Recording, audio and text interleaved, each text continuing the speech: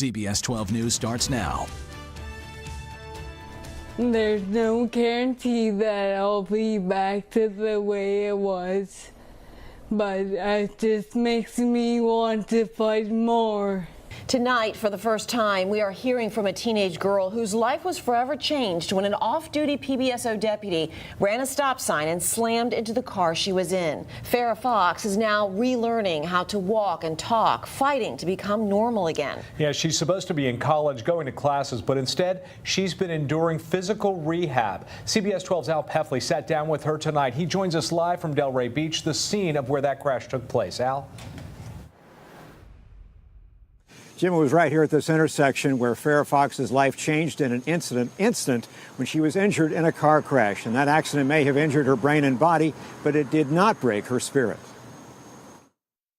8 months ago, Farrah Fox was studying engineering at UCF. It seems like just the other day, but at the same time, it seems like a lifetime ago. It changed my mobility, but mentally I'm all there. It was 8 months ago that she suffered a traumatic brain injury at the hands of an off-duty deputy. What message do you have for this deputy who caused this accident, Farrah?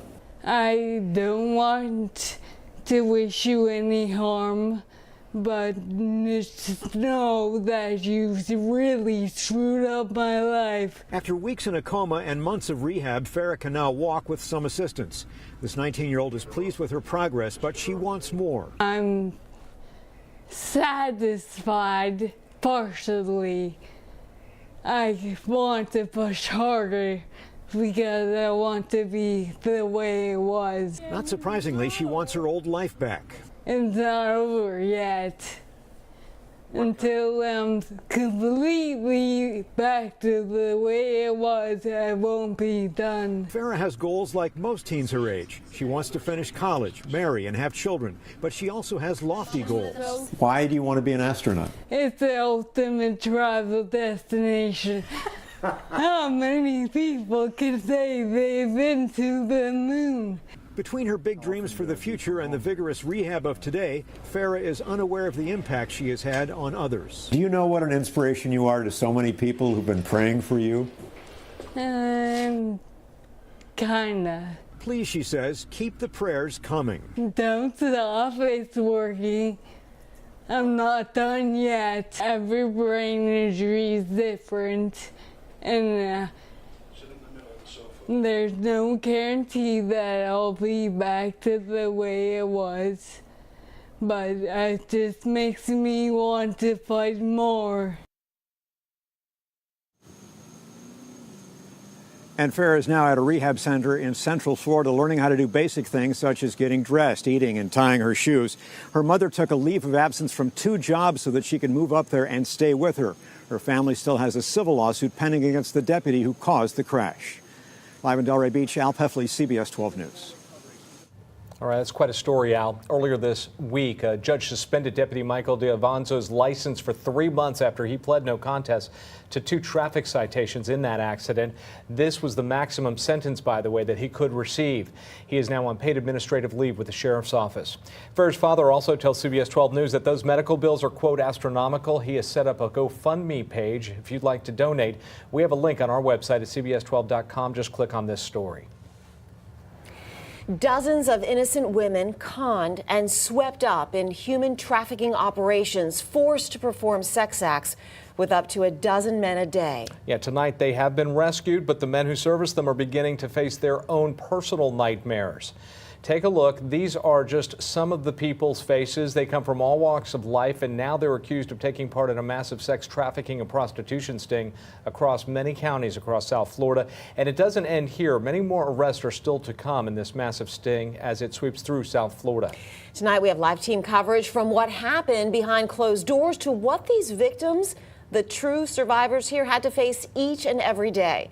CBS 12 News anchor Paul Mueller kicks off our coverage with this exclusive interview with the Martin County Sheriff. Paul? Liz, Jim, good evening. It is a monumental task to fight the explosion of human trafficking here in Martin County. Tonight, Sheriff William Snyder sitting down with me exclusively, telling me he will do all it takes not only to try to stop it from happening here, but also, importantly, to protect the community.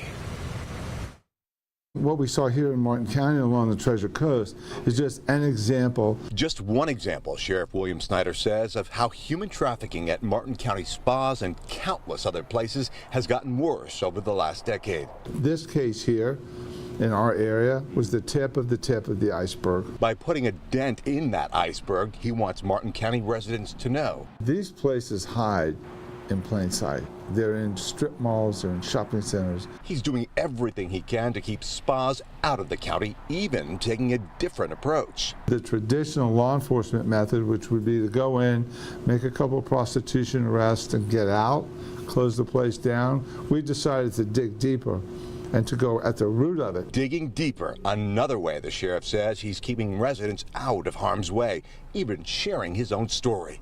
How would I feel if my daughter had got swept up in some type of a trafficking scheme and was being forced to have sex with 10, 15 men a day, maybe 1,500 to 2,000 a year? How horrible would that be as a parent to know that that was going on? That's why he's making this promise. I give the community my word that it will not happen again.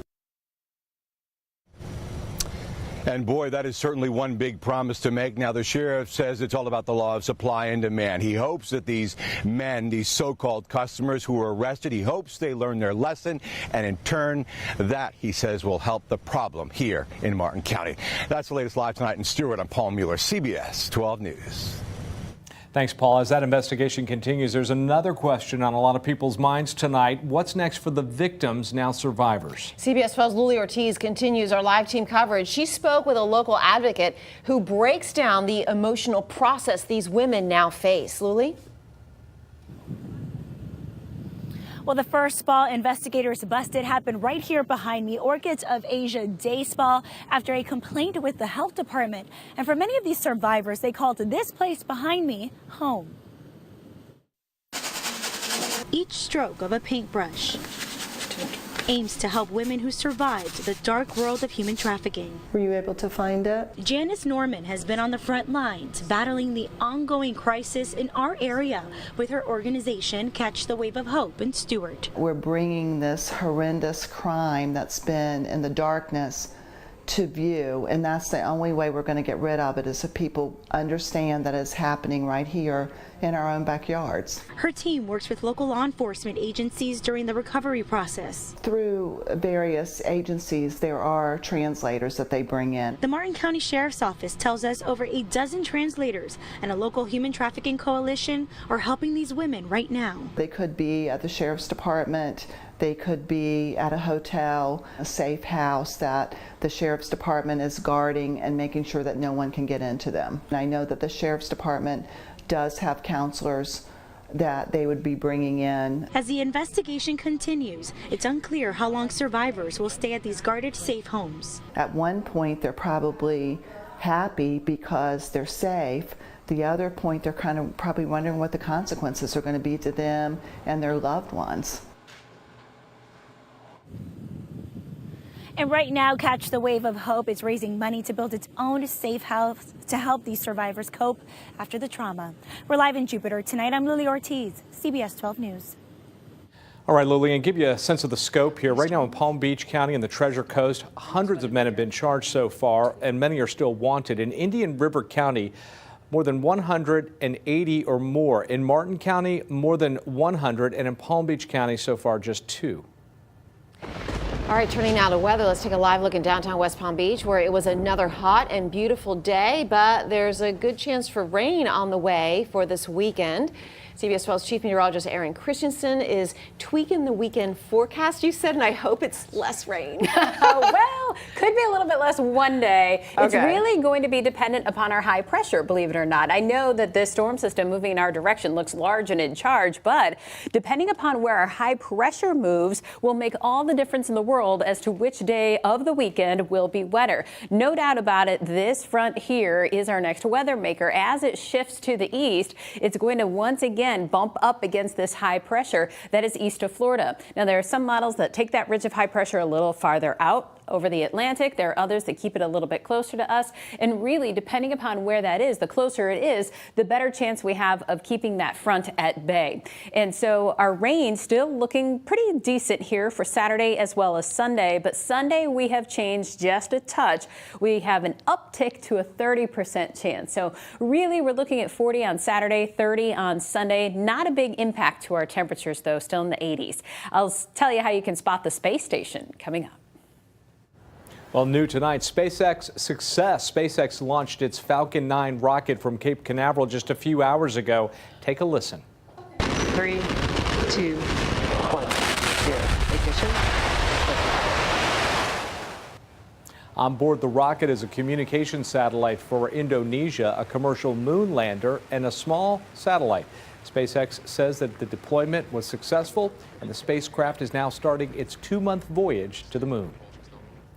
New tonight, a judge has ruled that federal prosecutors broke the law when they signed a plea deal with a billionaire sex offender from our area in 2008 and concealed it from his underage victims. The judge says evidence shows Jeffrey Epstein had been operating an international sex operation in which he and others recruited underage girls not only in Florida but from overseas. Several dozen of the girls claimed they were lured to Epstein's Palm Beach estate. Epstein committed crimes that could have landed him behind bars for life, but he only spent 13 months in jail because of that plea deal.